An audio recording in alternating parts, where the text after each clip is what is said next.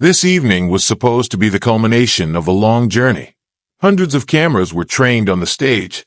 Thousands of eyes followed Donald Trump's every move, and millions of people across the country held their breath, watching the broadcast. There were no empty seats in the hall. There were posters, American flags, and people with hope and faith in tomorrow.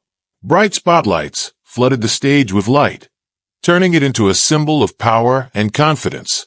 Trump stood in the center, his voice booming, his words sounding confident, like thunder before a storm. "We will fight for the future. We will build an America that we will be proud of," he said, and the crowd burst into applause. He paused to give people a chance to vent their emotions. One more second and he would continue his speech. Another powerful statement, another line that would go down in history. But suddenly, in this ocean of voices, through the roar of the crowd, through the powerful ovation, a thin but clear voice rang out. "Mr. Trump, does God exist?" Silence. It's not just a lull when the presenter is waiting for his cue, and the deep, soul-penetrating silence, as if the whole world froze upon hearing this question. The audience looked around in search of the one who asked it. There was a girl in the front row, small, fragile, with huge eyes full of sincerity. She couldn't have been more than 8. Her blonde hair was neatly braided in 2 pigtails, and she wore a white dress on her shoulders, slightly too big, as if she had inherited it from her older sister. In her hand she clutched an old stuffed rabbit, worn from time to time, but, apparently, dear to her heart. She stared at Trump without blinking. There was no challenge, no doubt, no cunning in her gaze. Only pure childish faith. It's just a question that has been troubling humanity for centuries. Trump froze. For a second, he stopped being a politician. I forgot about the cameras, the crowd, and the loud slogans. Everything was gone. There was only this girl left. Little Lily, with a pure heart and a question that no one in this room could ignore. He took a step forward. His voice became softer. "What's your name, baby?" "Lily," she replied, hugging her teddy friend a little tighter. "Lily," he repeated with a smile. "You asked a question that is more than politics, more than power, more than any other person on this stage." Breathing could be heard in the hall. "When I was little, my mom used to tell me about God." Trump continued. "She said you couldn't see him with your eyes, but you can feel it with your heart." He looked around the room. His voice was not loud, but at that moment every word had weight. God is not an old man with a long beard sitting somewhere in the clouds. He's everywhere. He paused, looked at Lily, then looked up at the audience. He is in the first rays of the sun that break through the heavy clouds after a night thunderstorm, in a light breeze that brings coolness on a hot day, in the warm gaze of a mother when she holds her baby in her arms for the first time. In the front row, a woman pressed her palm to her lips, her eyes glistening with tears. It's in the hand of a friend who supports you when you fall, in the words of comfort that you hear when it's hard for you, in a man who, without hesitation, rushes into the fire to save another. Somewhere in the hall, a man hugged his wife tighter, and someone imperceptibly wiped his eyes. God is love. Trump continued. It's the kindness we show each other. It's the faith that keeps us going. This is the hope that lives in us, even when the whole world says it's too late. Lily stared at him with bated breath. So he's here. What is it? She whispered. Trump nodded. Yes, Lily. He's here. In you. In me. In everyone who does good. In everyone who chooses love over hate. In everyone who helps their neighbor without expecting anything in return. She thought about it. Then, as if realizing something, she smiled, sincerely, childishly, with that purity that cannot be faked. And at that moment, something changed in the hall. There was a round of applause. Not just a loud ovation caused by a political speech. No, it was something else. People clapped because they felt something inside themselves. Someone squeezed the hand of a loved one tighter.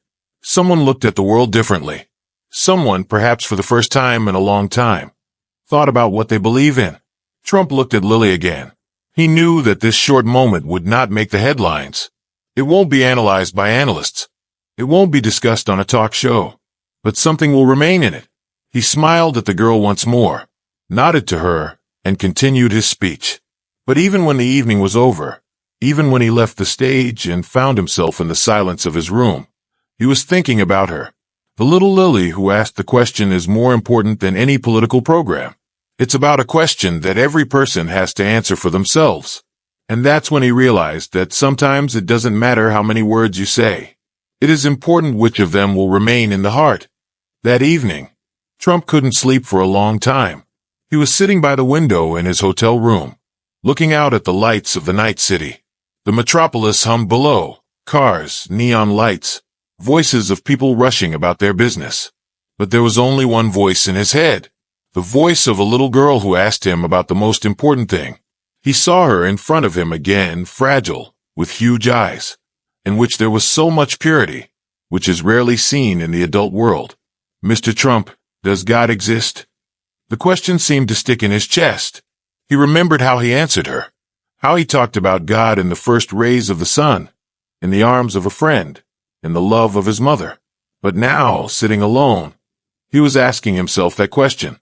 Does God exist?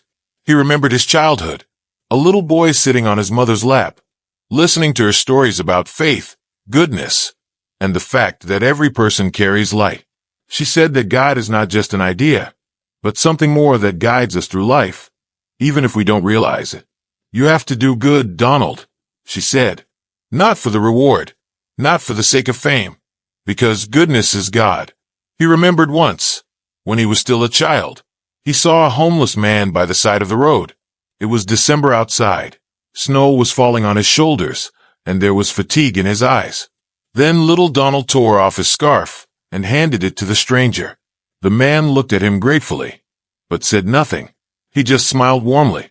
At that moment, he felt something special, as if something inside him had become lighter. And now, decades later, he was thinking about it again.